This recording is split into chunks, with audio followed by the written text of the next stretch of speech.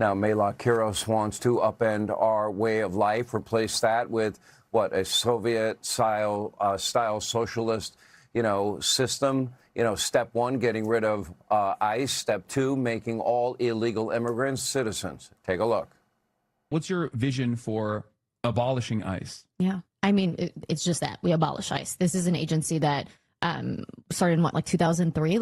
We had immigration enforcement before ICE existed. We'll have it after it exists. But the thing that I don't think we talk enough about is also what that reform is going to look like. Abolishing ICE is just one step, right? Democrats have been in power multiple times over the last few decades and did nothing to address the immigration reform that we actually need. Expenditures, increased spending. Exactly. Yeah. And so I think there has to be an immediate pathway for every single undocumented immigrant that's here in this country today. Now, you might have noticed that many of these socialist lunatics are kissing the ring of a guy by the name of Hassan Piker. Now, this is a rich kid turned socialist podcaster who loves communist China, communist Cuba, but seems to not like the USA. In fact, he once proclaimed that we, the U.S., deserved the 9/11 terror attacks. And sadly, Melat Kiros seems to agree with this. Take a look. Was 9/11 an inevitable consequence for America based on U.S. foreign policy? Inevitable in the sense that we destabilized a lot of the Middle East, that forced people to believe that another act of violence was the only response. Now, there is one thing that these communists hate more than America, and that is the world's only Jewish state. That, of course, would be Israel. In fact, Kiros was fired from her job as a corporate attorney due to an obsessive public hatred for Israel. And apparently she thinks, quote, the Jews of Israel had it coming on October 7th when thousands of innocent men, women, and children, they were murdered, they were kidnapped. Some were beheaded and abducted. Take a look at this. After October 7th, it felt like there were very different responses to what had happened. And, everybody remembers, right, being on social media, seeing some of the ways people were talking about Palestinians at the time. But I remember being on LinkedIn and seeing other lawyers just celebrating what they were seeing in Palestine, the leveling of Gaza and the, just complete destruction. And I was like, what is missing from this conversation where I could look at this as, an inevitable consequence of apartheid, of occupation, decades of occupation, and somebody else could look at what Israel's response was and say, no, that's what we need to do. They need to be leveled.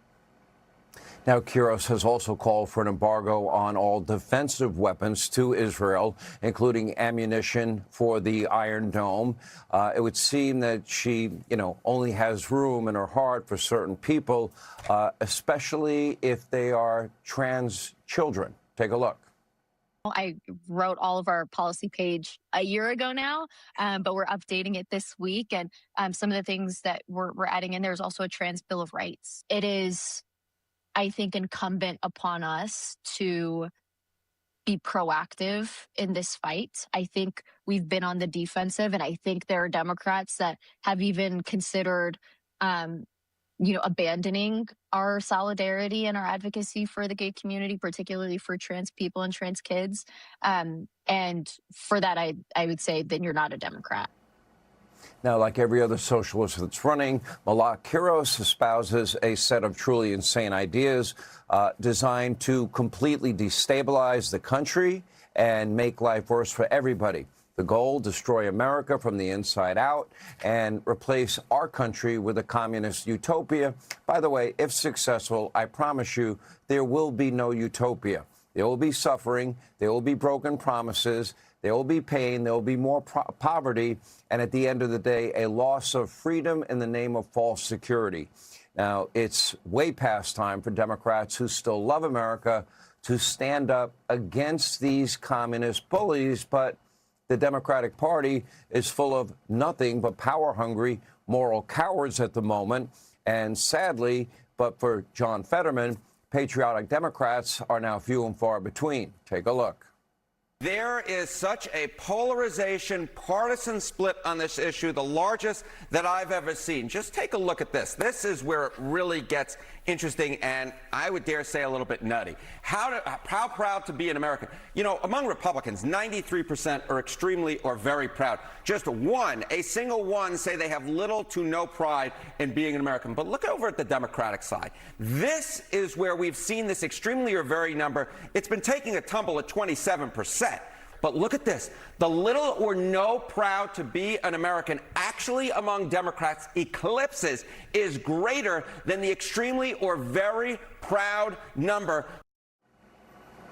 What has happened to this once great party known as the Democratic Party? Not that it was ever great, but is anybody really surprised? This is the result of what is decades now of Democratic leaders, academia, the media mob trashing our great country day in, day out, year in, year out. Take a look. We're not going to make America great again. It was never that great. The American flag is such a complicated symbol for most of us, and in many ways, like Jesus, like the cross, it's been co-opted and in some ways its true meaning has been betrayed. No, no, no, not God bless America, God damn America, that's in the Bible. Founding fathers did not live and die for this moment. I can't celebrate July 4th. We tired. We want some of this earth. Or we'll tear this goddamn country up. And making America great again. When that past that he is promising to return us to was never as great as advertised. I can promise you, black folks, we will take that day off. We will barbecue because we off. But black people, that nobody black I know is really excited about the 4th of July. Everything they're doing runs against making America great. Well, it was never great, so I'm not going to say the again part, but Now, this America-hating monster the Democratic Party now created for political gain is now totally, completely out of control.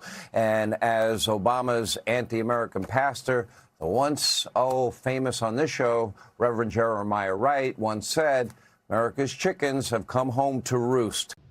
All right, thanks for watching. Check out my new podcast, Hanging Out with me, Sean Hannity. The big interviews, the debates you won't get anywhere else. Like and subscribe for new episodes every Tuesday and Thursday.